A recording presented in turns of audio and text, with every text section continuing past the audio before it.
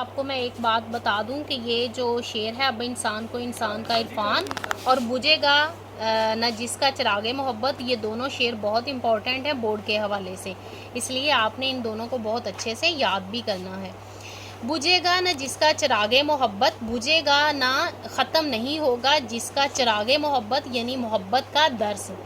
محبت کا وہ درس کبھی بھی ختم نہیں ہوگا۔ وہ پیغمبر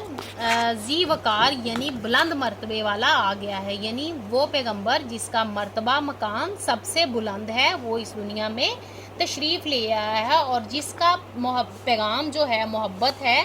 وہ محبت کا پیغام جو ہے وہ کبھی بھی ختم نہیں ہوگا۔ اللہ تعالیٰ نے اپنے محبوب کو سراج المنیر بنا کر بھیجا، یعنی چمکتا ہوا روشن چراغ۔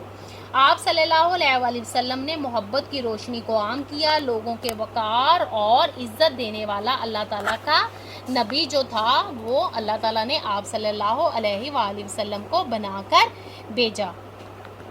تو اس میں کیا بتایا جا رہا ہے کہ ایک دوسرے سے محبت کرنا، حقوق اللہ کی اہمیت، سلیقہ اور اسلام کے اصولوں کے بارے میں بتایا جا رہا ہے۔ اس کے پہلے مصرع میں آپ صلی اللہ علیہ وآلہ وسلم کو کیا کہا جا رہا ہے کہ اللہ تعالیٰ نے اپنی کتاب میں اپنے محبوب کے لیے سراج المنیر یعنی روشن چراغ کا استعارہ استعمال کیا ہے۔ سراج المنیر یعنی روشن چراغ کا استعارہ استعمال کیا گیا ہے، یعنی نبی کریم صلی اللہ علیہ وآلہ وسلم ایسے روشن ستارے کی مانند تھے جس کی روشنی سے تمام عالم منور ہو رہے ہیں۔ آپ صلی اللہ علیہ وآلہ وسلم نے محبت کو نہ صرف عام کیا بلکہ اپنے ماننے والوں کو حکم دیا،